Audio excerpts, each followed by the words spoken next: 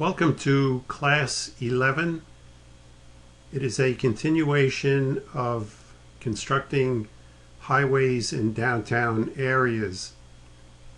We are still at the same project, but we're going to explore different areas of the project and different means and methods of maintaining traffic.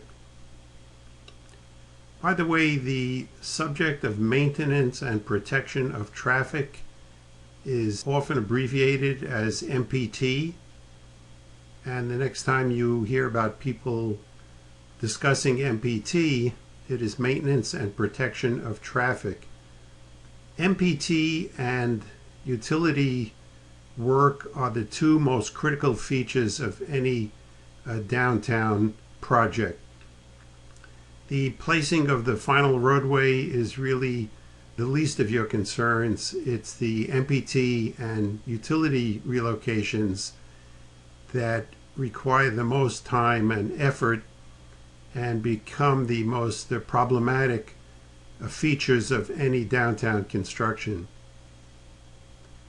We're now at the north end of the project. The work zone here was a little more generous, a little more breathing space, and that certainly simplified the work. The first activity here, as usual, is the relocation of utilities. These new utilities are being installed to replace existing ones which would conflict with the new construction. In this case, these are Con Edison ducts which have been laid, and they will be encased in concrete. On the left-hand side, you can see the barrier, the fence, and the privacy screen to isolate the work zones. And beyond the barrier and privacy screen, you can just make out the sidewalk bridge and some office trailers situated on top of the sidewalk bridge. There's a high-rise office tower being built immediately alongside of the highway construction. So even though there is some more working room here, which is very helpful, you find that you are still constrained by the adjoining projects, and this is not unusual. You are impacting the adjoining project, and the adjoining project is impacting you. There is this constant need for planning and coordination with adjoining projects and all of the adjoining property owners. When the Con Edison ducts were complete in the area on the left of the photo, that allowed you to proceed with this duct bank, which is telephone duct bank. There is more generous space here, but not enough to carry out these activities simultaneously. Therefore, they have to be done sequentially, and of course that adds to your schedule. You can see every phase of the work. You can see the PVC duct, which are then encased in concrete, and then the backfill is placed in layers and compacted. The compaction of any backfill material is critical on any project and every project. It is especially critical here because it is followed immediately by placing pavement. There are many situations where the utilities are done, the work is backfilled, and it may stay in that condition for quite some time. It may even be covered with temporary pavement, and that is subject to the traffic live load for a period of time. And then finally, as the last element of work, the area is paved over. That, in a way, is an ideal scenario because it allows plenty of time for any settlement to take place. On this project, there was no time, there was zero time. That really places a lot of focus and attention on the need to backfill with 100% certainty. This photo shows the installation of a gas main. You can see all of this geotech fabric. It is somewhat unusual to see it. Generally, that's used to separate materials so that there cannot be any infiltration from one to the other, and that might be the concern here. The pipe is surrounded by sand, and the sand is surrounded by the geotextile fabric. This would certainly keep the sand in place and prevent it from migrating, but you have to wonder, there is so much effort going into this, there's probably some other purpose in mind. It would certainly identify the gas main. When someone else was excavating in the area, they would find this envelope wrapped around the sand-encased gas main, and it might provide a kind of a warning to assist other people in locating the gas main. Obviously, the gas mains are very sensitive and they cannot be disturbed, so this may serve this kind of warning purpose as well. If there's anyone in the audience who has a more complete understanding of how this functions and what the purpose is, I would really like to hear from you. The gas main represents the third utility to be installed in this area. Everything is done sequentially, and of course this impacts the time.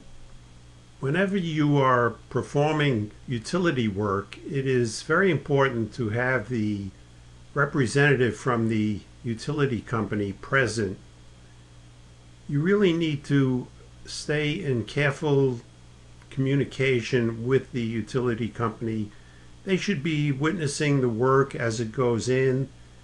They should be available to address conflicts, interferences, troubleshoot problems as they occur in the field. And with respect to something like a gas main, they need to witness the pressure test. They may actually perform the pressure test themselves. And when the utility is finally complete and ready to be tied into the existing system, that is usually done by the utility company. So you can see that the ongoing close relationship with the utility companies is critical. That begins at the design phase, and it needs to continue throughout the construction phase. There's another view here of an additional gas main being installed, and you can see the arrangement here of the geotextile fabric, then the placement of some sand, and the gas main will be placed in that sand bed and then fully encased in sand and wrapped with the fabric. There's a jig here on the right hand side which is assembling the pipes, and I'll show you what that process is. These are plastic pipes. They're very light, they're very easy to handle. The material is high density polyethylene, and the joints are made by fusing sections together. Of course, you have to make a perfect saw cut. It has to be perfectly square so that the ends meet exactly, and there's a jig set up to allow you to do that. You couldn't possibly do that by hand. This machine guides the cutting effort and will also fuse the pieces of pipe together. That is done by applying heat.